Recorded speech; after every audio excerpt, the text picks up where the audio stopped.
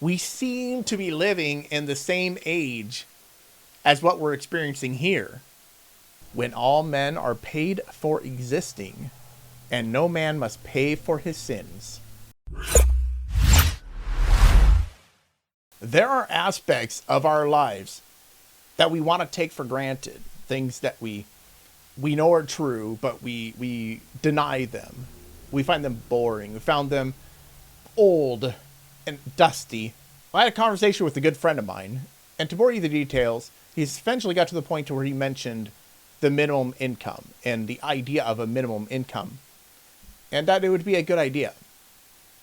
Now, as you could probably suspect, I don't think it's a good idea. The next day after I had this conversation, I heard somebody reciting the poem, The Gods of the Copybook Headings. Now, if you don't know what that is, that's okay. And I was like, okay, I've heard the poem many times, and yeah, there are a lot of things that are applicable for today. But then when I got to the end, there was something that struck me, something that really jumped out at me. And I feel like this has been a section of the poem that's been overlooked. And as I read through this poem, it strikes me in how much it applies to how things are today, how we're upset about how things are right now. People are complaining on YouTube, and there's a bunch of people who are just unhappy with life. And then as I kind of read through this poem, I realized, man, this is sounding awfully familiar with our current culture and how things are going. So, let's just kind of walk through some of this. And some people just plain read through it, and I think there's some really important parts. So here is the poem. Now we have this poem here written by Rudyard Kipling. He was a 1800s British journalist. This person experienced what must have been a massive collapse of the market or the economy. Now he wrote the poem about the gods of the copybook heading. Now if you don't know what those are, essentially we're talking about people who decide, who tell us what to think and when to think. These are the experts that rule the lives of all the people. And if you don't follow the rules, the social constructs, if you will, then you'll be an outcast. You'll be shunned. Your life will be over. You'll be ostracized for what it is that you think you believe. But ultimately, there are some things that are truth in life, whether we want them to be or not. So at the beginning, it starts, as I pass through my incarnations in every age and race, I make my prior prostrations to the gods of the marketplace. Peering through reverent fingers, I watch them flourish and fall, and the gods of the copybook headings, I notice, outlast them all. We were living in trees when they met us. They showed us each in turn that water would certainly wet us and fire would certainly burn. No matter what we want to believe, no matter what. If we take this tissue and put it in some water, water is always going to be wet. I don't know if you can see that or not. And then, regardless of what we want or what we want to believe, fire is always going to burn. And these are just reality. But when you see the second part here, it says, but we found them lacking in uplift, vision, and breadth of mind. So we left them to teach the gorillas while we followed the march of mankind. Basically, the idea that no matter what, if you get something wet with water, if you put something in water, it's going to be wet. If you add fire to something, it's going to burn. That fire is going to burn something.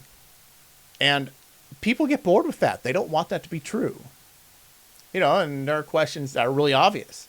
Like right now, the discussion about, men and women, male and female, whether you can pick your gender or not. These are people denying the reality. And whether you think it's true or not, you're denying it. And that's what it's saying here. But we found them lacking in uplift, vision, and breadth of mind. Isn't that what we're doing in our culture? We're taking things that are real, that are reality, whether we like them or not, and we're finding ways to make them fantastic. And then it continues, we moved as the Spirit listed. They never altered their pace, being neither cloud nor windborne like gods of the marketplace. But they always caught up with our progress, and presently word would come that the tribe had been wiped off its ice field, or the lights had gone out in Rome. With the hopes that our world is built on, they were utterly out of touch. They denied that the moon was Stilton. They denied she was even Dutch. They denied that wishes were horses. They denied that a pig had wings. So we worshipped the gods of the market who promised these beautiful things. So here again, we're going into just the denying of reality. And denying things that are true, whether we want them to be true or not. They're reality. And I think this kind of goes into people are going to die, whether we like it or not. It's reality.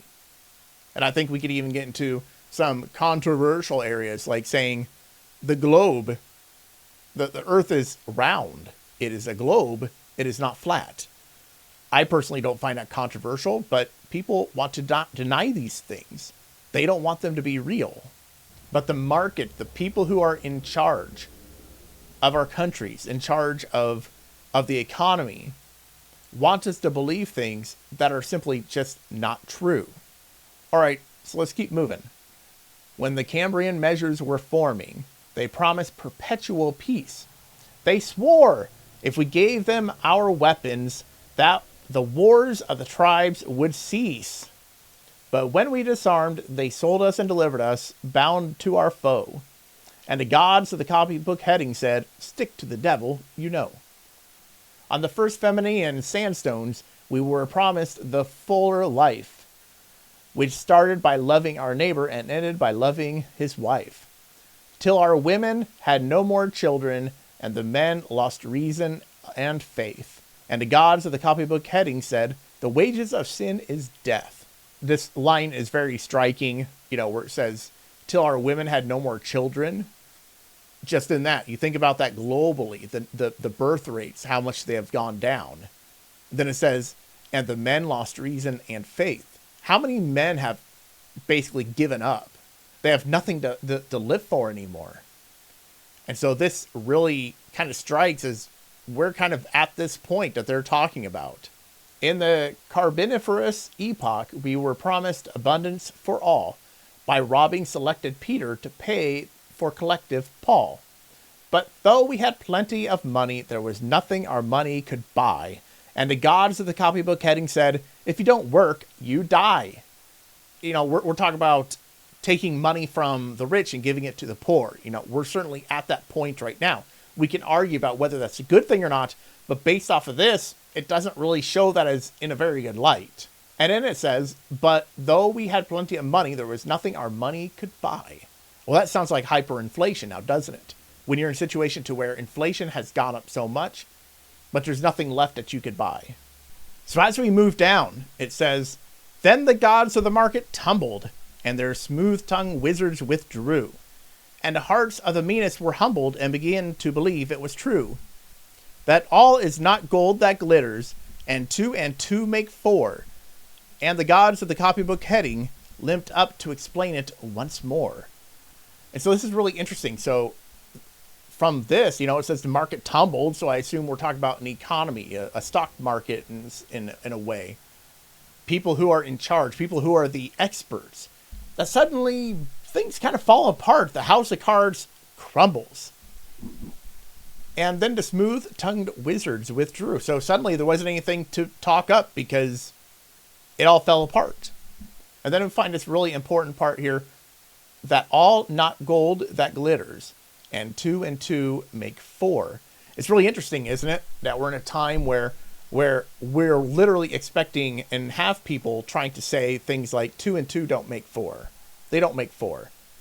They live in a fantasy world. They're not dealing with reality. No matter what, if you add 2 fingers and 2 fingers, it's going to make 4 every time.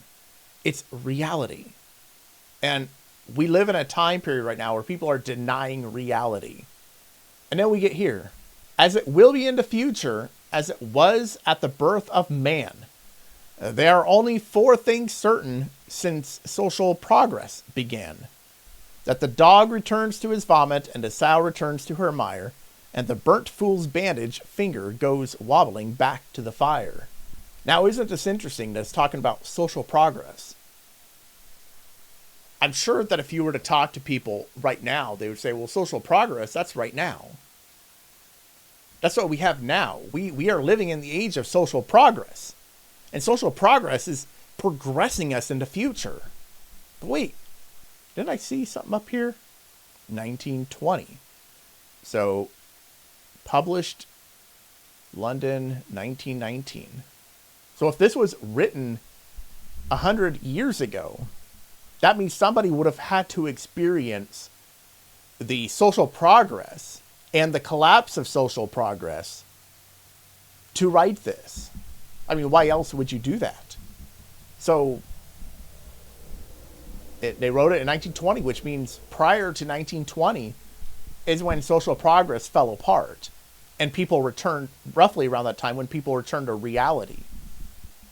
And so social progress has fallen before, which tells you it doesn't work.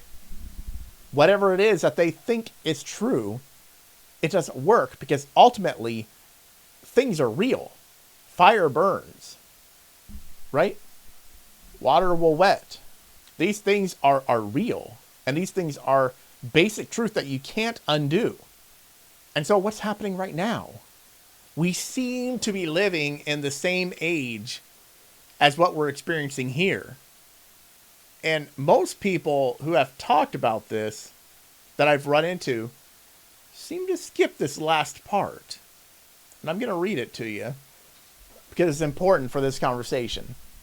And that after this is accomplished and the brave new world begins, when all men are paid for existing and no man must pay for his sins, as surely as water will wet us, as surely as fire will burn, the gods of the copybook headings with terror and slaughter return. So I find this line very interesting, and it's at the end. When all men are paid for existing, and no man must pay for his sins. Does this sound familiar? Does this sound familiar? All men are paid for existing. So we'll be in a situation to where people will get paid a minimum income. Sure sounds like minimum income to me. People will be paid for existing. And no man must pay for his sins, which means no matter what you do wrong, there's no accountability. We are running into a phase of American history where the people that tell us about social progress, they tell us they are the experts, and they rule our lives. They tell us what's right, they tell us what's wrong, even when they stray from the truth. And we are living in this period right now. We may not have completed this entire poem, but we are darn close. We don't have a minimum income yet, but we are really darn close. Which tells me we are at the end. We are at the end of the current cycle, whatever that cycle may be. Be prepared.